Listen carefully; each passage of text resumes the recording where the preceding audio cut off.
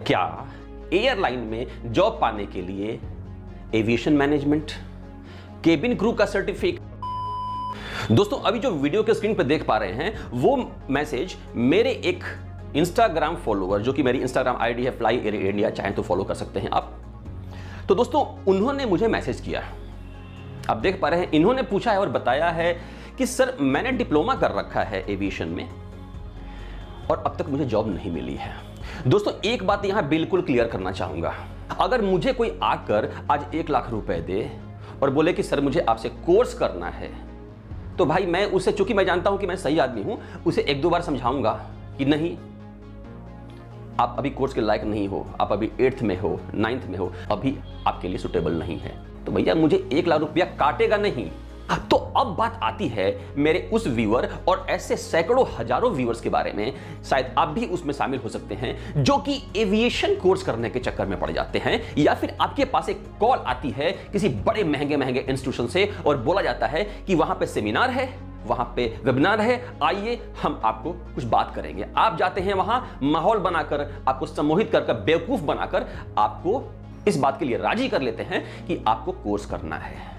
1.5 लाख देखकर 6 महीने या साल भर में क्या ज्ञान मिलता है, क्या नॉलेज मिलता है, एटलीस्ट मुझसे छुपा नहीं है।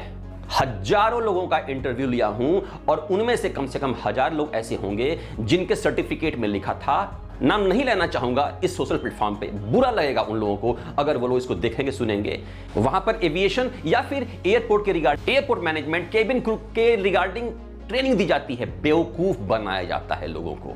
मैं ये नहीं कहता कि उस ट्रेनिंग से फायदा नहीं होता, लेकिन एक बात बताओ यार, आपके पास अगर पैसा है फेंकने के लिए, पैसा फेंको ना, किसने मना कर रखा है, लेकिन जरूरत बिल्कुल नहीं है। एटलीस्ट एयरलाइंस तो बिल्कुल नहीं बोलती हैं। अभी जो आप देख पा रहे हैं, मैं आपको 3 डिफरेंट एयरलाइंस की रिक्वायरमेंट दिखा रहा हूं, मिनिमम रिक्वायरमेंट्स।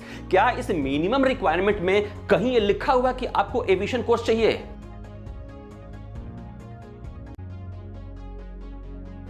नहीं लिखा है।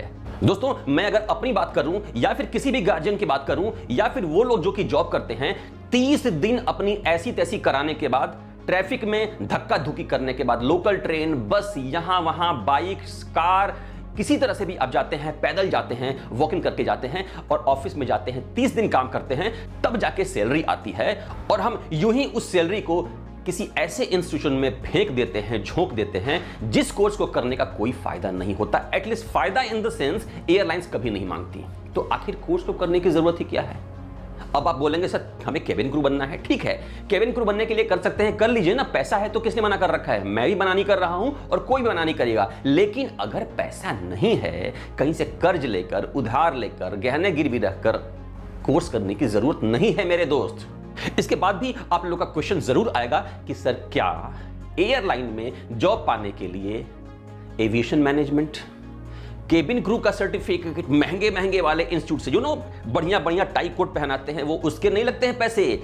आप टाई पहन के जाते हो, कोट पहन के जाते हो, जब घर से निकलोगे तो मोहल्ले वाले देखेंगे, ओहो 1.5 लाख की कोचिंग करने जा रहा है, क्या बात है।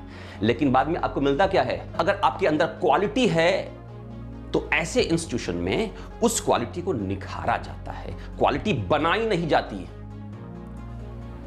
और हां, ऐसे महंगे महंगे इंस्टीट्यूशन का एक भी कैंडिडेट मुझको नहीं मिला जो वाकई मुझे इंप्रेस कर पाया हो कि नहीं यार वाकई इंस्टीट्यूशन में बात है। तो दोस्तों फिर वही बात बोल रहा हूं, एयरलाइन में जॉब पाने के लिए, खास तौर से ग्राउंड स्टाफ के लिए, किसी महंगे इंस्टीट्यूशन का सर्टिफिकेट कोई नहीं देखता। आपके सीवी में, आप कभी इंटरव्यू में गए होंगे, आपने देखा होगा सर्टिफिकेट कोई नहीं मांगता। आपने लिख रखा है, अच्छा, जो लिख रखा है अगर वो आप में दिख रहा है तब उसका वैल्यू होता है, और नहीं तो कुछ फर्क नहीं पड़ता। आपने लिख रखा है कि आपने 1.5 लाख वाले, 2 लाख वाले इंस्टीट्यूट से कोर्स कर रखा है, और जब आप रूम के अंदर एंटर करते हैं इंटरव्यू के लिए, आपकी चाल है कि बस लगता है कि कुछ लेकर आए हैं, बोलने के लिए मुंह खोलते हैं, सही से प्रोनाउंसिएशन नहीं हो पाता है। किस बात का 1.5 लाख? 1.5 लाख के बदले 5,000 खर्च कीजिए और खुद से मेहनत कीजिए। एंजॉय करने के लिए महंगे इंस्टीट्यूशन में जा सकते हैं, लेकिन क्या ज्ञान मिलता है ये मुझसे नहीं छुपा है। तो ये सारी कथा सुनने के बाद अगर आपका क्वेश्चन ये है कि सर कवि का तात्पर्य क्या है, तो दोस्तों कवि का तात्पर्य 2 लाइन में यही बता रहा हूं। अपने पेरेंट्स, भैया, दीदी, भाभी, जो लोग भी घर में कमा रहे हैं, उनके पैसों को यहां वहां बर्बाद करने की जरूरत नहीं है। जो महंगे महंगे दुकान खोलकर बैठे हैं, उनकी तो दुकान चलती रहनी चाहिए ना। वो तो बुलाएंगे ही आपको, आइए sir, excuse me, I am calling from so and so, you are selected for the XYZ। घंटा XYZ किस बात के लिए?